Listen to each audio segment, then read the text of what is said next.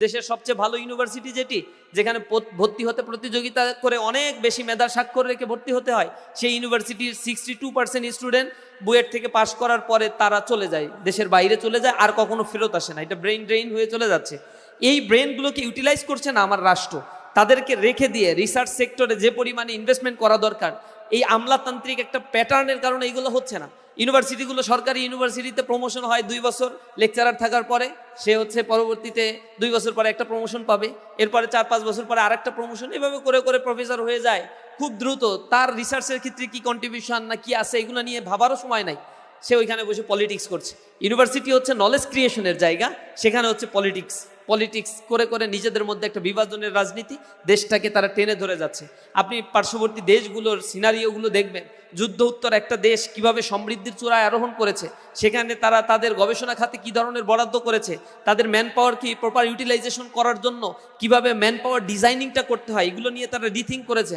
তাদের ব্যক্তি জীবন, পারিবারিক জীবন, সমাজ জীবনের প্রবলেমগুলো তারা আইডেন্টিফাই করেছে, এবং সেই প্রবলেম সলিউশনে করার জন্য তারা রিসার্চ ওরিয়েন্টেড কাজগুলো অনেক অনেক বেশি করেছে। যার ফলে আজকে স্ক্যান্ডিনেভিয়ান দেশ তৈরি হয়েছে, বাল্টিক অঞ্চলের দেশ, ইউরোপের দেশগুলো দ্বিতীয় বিশ্বযুদ্ধেও যারা যুদ্ধ বিধ্বস্ত ক্ষত বিক্ষত একটা জাতিতে পরিণত হয়েছিল, সে জাতি মাত্র 10-15 বছরের ব্যবধানে রিকনস্ট্রাকশন করে ফেলেছে তাদেরকে। কারণ ওই দেশগুলো, জার্মানি বলেন অথবা সুইডেন, নরওয়ে, ডেনমার্ক, এইসব দেশগুলো রিসার্চের দিক থেকে নিজেদেরকে তারা গুরুত্ব দিয়েছে এবং রিসার্চের মেধাগুলোকে তারা বেশি ইউটিলাইজ করতে পেরেছে। আমাদের জাতীয় এই 54 বছরে একটি ভালো জায়গায় যেতে পারতো, ইকোনমিক্যালি ভালো একটা জায়গায় যেতে পারতো, রিসার্চের দিক থেকে, সোশ্যাল স্ট্রাকচারের দিক থেকে, কালচারাল সিস্টেমের দিক থেকে, কিন্তু সেটা আমরা করতে পারি নাই। এর মূল কারণটা হচ্ছে আমার মেধাকে আমরা শানিত করতে পারিনি। আল্লাহ রাব্বুল আলামিন পবিত্র কোরআনের মধ্যে বারংবার মানুষদেরকে দৃষ্টি আকর্ষণ করার জন্য তাদাব্বুর এবং তাফাক্কুর দুইটা শব্দ কয়েক দফা আল্লাহ রাব্বুল আলামিন ব্যবহার করেছেন। আল্লাহ বলেছেন, আফালা ইয়াতাদাব্বারুন আল কোরআন আমা আলা কুলুবিন আকফালুহা, তোমরা কি কোরআন নিয়ে কখনো গবেষণা করো না, নাকি তোমার অন্তরটা তালাবদ্ধ হয়ে গিয়েছে? কোরআনের যে দৃষ্টি আকর্ষণীগুলো মানবতার জন্য আল্লাহ রাব্বুল আলামিন করেছেন, কোরআনের সেন্ট্রাল থিম হচ্ছে মানুষকে নিয়েই কোরআন উদ্বুদ্ধ করেছেন, এবং কোরআনকে নাজিল করা হয়েছে হুদাল্লিন নাস, মানুষের হেদায়েতের জন্য। তো সেখানে মোটা দাগি 5টা বিষয়কে কোরআন শরীফে আল্লাহ রাব্বুল আলামিন এখানে দৃষ্টি আকর্ষণ করেছেন। তার মধ্যে একটা রয়েছে ইলমুল আহকাম, ইলমুল জাদল, ইলমুত তাসকির বি আলা ইল্লাহ, ইলমুত তাসকির বি আইয়াম ইল্লাহ, ইলমুত তাসকির বিল মাউতি ওমা বাদাহু। এই 5টা বিষয় হচ্ছে সেন্ট্রাল থিম। এই থিমের মধ্যে যেগুলো বললাম, ইলমুল আহকাম, ইলমুল জাদল, এগুলো হচ্ছে ন্যায়শাস্ত্র, রিসার্চের কথা বলা হয়েছে। ইলমুত তাসকির বি আইয়াম ইল্লাহ, আলা ইল্লাহ, সৃষ্টি জগৎ নিয়ে চিন্তা করা, যে দুনিয়ায় যে জিনিসগুলো আমরা দেখতে পাচ্ছি এগুলো বাইবর্ন এমনি এমনি তৈরি হয়ে যায় না, এগুলো সামহাউ তৈরি হতে হয়, তৈরি করা হয়, এবং এটাকে কন্ট্রোল করতে হয়, না হলে সব কিছু হ্যাপাজার্ড অবস্থায় চলে যেত। সুতরাং এই জায়গাগুলো নিয়ে যখন মানুষ চিন্তা করে, তখন তার রবকে সে চিনতে পারে। এই জন্য কোরআন শরীফের ভিতরে সেন্ট্রাল থিমের শুরুতেই আল্লাহ রাব্বুল আলামিন ইকরা দিয়ে শুরু করেছেন, যে তোমরা পড়ো, আর পড়ার মধ্য দিয়ে মানুষ তার দর্শনগুলো, তুমি ফিলসফিগুলো তুমি বুঝে নিতে পারবা। এই জন্য গবেষণার গুরুত্ব কোরআনে অনেক অনেক বেশি। আল্লাহ রাব্বুল আলামিন কোরআনে যেটা বারংবার বলেছেন যে তোমরা কি কোরআন নিয়ে গবেষণা করো না। আল্লাহ কোরআন শরীফের ভিতরে রাসূলকে বলেছেন, হাল ইয়াস্তাউল্লাযীনা ইয়ালামুনা ওয়াল্লাযীনা লা ইয়ালামুন, যারা জানে আর যারা জানে না তারা কি কখনো সমান হতে পারে? এগুলো দিয়ে মানুষকে জ্ঞান গবেষণার জন্য ইসলামে যেভাবে ইন্সপাইরেশন করা হয়েছে, অন্য দিক থেকে আমরা অন্য ধর্ম ফিলসফির ক্ষেত্রে এই জিনিসগুলো আমরা খুব বেশি দেখতে পাই না। আজকে যে পোস্টার প্রেজেন্টেশনগুলো এখানে আমি উপরে দেখে আসলাম, সেখানে সিলেক্টেড হয়তো 30 পেপার প্রেজেন্টেশন করা হয়েছে। সেখানে আমরা ফিউচার বাংলাদেশকে, গবেষণার মূল থিমটাই হচ্ছে এক্সিস্টিং প্রবলেম আইডেন্টিফিকেশন আর ইমপ্লিমেন্টেশন ইন ফিউচার। ভবিষ্যতের জন্য আমি আসলে কি করতে পারি, এক্সিস্টিং প্রবলেমগুলোকে আইডেন্টিফাই করা। রিসার্চের মূল কাজটা হচ্ছে গ্যাপ আইডেন্টিফিকেশন, অর্থাৎ এইখানে আমি এক্সিস্টিং কি আমি দেখতে পাচ্ছি, কতটুকু রিসার্চ হয়েছে, এর মাঝখানের যতটুকু গ্যাপ রয়েছে এগুলো নিয়ে রিথিঙ্ক করা, রিসার্চ নতুন করে আবার অন্বেষণ করা, কোনো একটা নলেজ ক্রিয়েট করা। এই নলেজ ক্রিয়েশনের জন্য মানুষকে এখানে টাইম ইনভেস্টমেন্ট করতে হয়। এই টাইম ইনভেস্টমেন্টের জন্য মানুষকে প্রচুর পরিমাণে অধ্যবসায়ী হতে হয়, প্রচুর পরিমাণে পড়াশোনা করতে হয়। এই দিকটা একটা জাতি যখন বুঝতে পারে, আইডেন্টিফাই করতে পারে নিজেকে, তখন সে জাতি পৃথিবীর শ্রেষ্ঠ জাতিতে পরিণত হয়। এখন পৃথিবীতে যত ইউনিভার্সিটিগুলো আপনারা পড়াশোনা করতে যেতে চান, Oxford, Harvard, Cambridge, California, Stamford university, MIT, এই ইউনিভার্সিটিগুলোতে সবই হচ্ছে প্রাইভেট ইউনিভার্সিটি। এবং ওয়ার্ল্ডের সবচেয়ে এই র্যাঙ্কড ইউনিভার্সিটিগুলো প্রাইভেট ইউনিভার্সিটি, কারণ এখানে প্রচুর পরিমাণে গবেষণা করা হয়, প্রচুর পরিমাণে প্রাইভেট ইনভেস্টমেন্ট করা হয়, বড় বড় কোম্পানিগুলো এখানে ইনভেস্ট করে তার ফাইন্ডিংস বের করার জন্য, মানুষের চাহিদাগুলো আইডেন্টিফাই করার জন্য, ডিমান্ড, নিডস এইগুলোকে আইডেন্টিফাই করার জন্য মানুষ এখানে ইনভেস্টমেন্ট করে থাকে।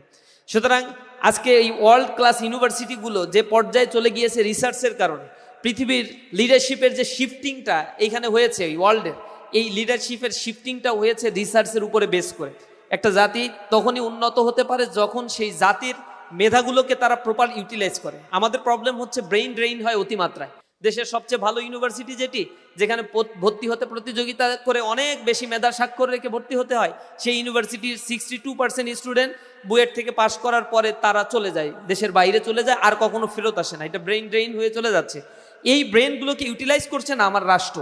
তাদেরকে রেখে দিয়ে রিসার্চ সেক্টরে যে পরিমাণে ইনভেস্টমেন্ট করা দরকার, এই আমলাতান্ত্রিক একটা প্যাটার্নের কারণে এইগুলো হচ্ছে না। ইউনিভার্সিটিগুলো, সরকারি ইউনিভার্সিটিতে প্রমোশন হয় 2 বছর লেকচারার থাকার পরে, সে হচ্ছে পরবর্তীতে 2 বছর পরে একটা প্রমোশন পাবে, এরপরে 4-5 বছর পরে আরেকটা প্রমোশন, এভাবে করে করে প্রফেসর হয়ে যায় খুব দ্রুত। তার রিসার্চের ক্ষেত্রে কি কন্ট্রিবিউশন না কি আছে এগুলো নিয়ে ভাবারও সময় নাই, সে ওইখানে বসে পলিটিক্স করছে। ইউনিভার্সিটি হচ্ছে নলেজ ক্রিয়েশনের জায়গা, সেখানে হচ্ছে পলিটিক্স করে করে নিজেদের মধ্যে একটা বিভাজনের রাজনীতি, দেশটাকে তারা টেনে ধরে যাচ্ছে।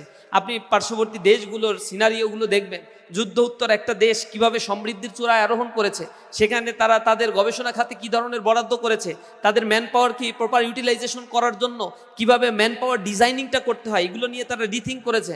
তাদের ব্যক্তি জীবন, পারিবারিক জীবন, সমাজ জীবনের প্রবলেমগুলো তারা আইডেন্টিফাই করেছে এবং সেই প্রবলেম সলিউশনে করার জন্য তারা রিসার্চ ওরিয়েন্টেড কাজগুলো অনেক অনেক বেশি করেছে, যার ফলে আজকে স্ক্যান্ডিনেভিয়ান দেশ তৈরি হয়েছে, বাল্টিক অঞ্চলের দেশ, ইউরোপের দেশগুলো দ্বিতীয় বিশ্বযুদ্ধেও যারা যুদ্ধ বিধ্বস্ত ক্ষত বিক্ষত একটা জাতিতে পরিণত হয়েছিল, সে জাতি মাত্র 10-15 বছরের ব্যবধানে রিকনস্ট্রাকশন করে ফেলেছে তাদেরকে। কারণ ওই দেশগুলো, জার্মানি বলেন অথবা সুইডেন, নরওয়ে, ডেনমার্ক, এইসব দেশগুলো রিসার্চের দিক থেকে নিজেদেরকে তারা গুরুত্ব দিয়েছে এবং রিসার্চের মেধাগুলোকে তারা বেশি ইউটিলাইজ করতে পেরেছে। আমাদের জাতীয় এই 54 বছরে একটি ভালো জায়গায় যেতে পারতো, ইকোনমিক্যালি ভালো একটা জায়গায় যেতে পারতো, রিসার্চের দিক থেকে, সোশ্যাল স্ট্রাকচারের দিক থেকে, কালচারাল সিস্টেমের দিক থেকে, কিন্তু সেটা আমরা করতে পারি নাই। এর মূল কারণটা হচ্ছে আমার মেধাকে আমরা শানিত করতে পারিনি।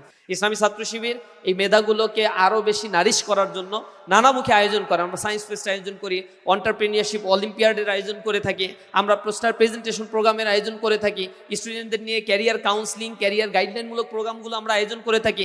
আমাদের এই ভিন্নধর্মী ব্যতিক্রমী প্রোগ্রামগুলোর মধ্য দিয়ে আমরা স্টুডেন্টদেরকে মেসেজ দিতে চাই যে আমরা যেন আমাদের মেধাকে কাজে লাগিয়ে এই জাতির জন্য নিজেকে কিছু একটা করে দেখাতে পারি, নিজে যেন এই জাতির জন্য কিছু কন্ট্রিবিউশন রেখে যেতে পারি। শুধুমাত্র আমি কি পেলাম এটা নিয়ে আমরা চিন্তা করব না, রাষ্ট্র আমাকে আসলে কি দিল এটা আমার ভাবার কোনো বিষয় নয়, আমি রাষ্ট্রের জন্য কি করতে পারলাম এটা যদি দেশের মানুষগুলো ভাবতে থাকে, তাহলে এই সমাজ, এই সোসাইটি পরিবর্তন হবে। আমরা আপনাদের কাছে সেই আশাবাদ ব্যক্ত করছি। প্রাইভেট ইউনিভার্সিটিগুলো এখানে যেহেতু নিজেদেরকে যোগ্যতা সম্পন্ন প্রমাণ করার প্রচুর সুযোগ এখানে রয়েছে, এখানে ভালো ইউনিভার্সিটি রয়েছে, যেখানে ভালো ভালো টিচাররা রয়েছে, যাদের একাডেমিয়াতে কন্ট্রিবিউশন রয়েছে, আপনারা নিজ জায়গা থেকে যদি সেই অ্যালাইনমেন্টগুলো টিচারদের সাথে হায়ার স্টাডির ক্ষেত্রে, উচ্চতর ডিগ্রি নেওয়ার ক্ষেত্রে আরও বেশি নিজেদের সময়গুলোকে কাজে লাগান, ইনশাল্লাহ এই সমাজ আপনাদের কাছ থেকে উপকৃত হবে। আপনার এই গবেষণাগুলো এই সমাজে প্রয়োগ হলে সমাজের মানুষগুলো সেখান থেকে উপকার পাবে। আল্লাহ রাব্বুল আলামিন আপনাদের মেধাগুলোকে কাজে লাগানোর তৌফিক দান করুন। এই আশাবাদ ব্যক্ত করে আমার কথা শেষ করছি। আসসালামু আলাইকুম ওয়া রাহমাতুল্লাহি ওয়া বারাকাতুহু।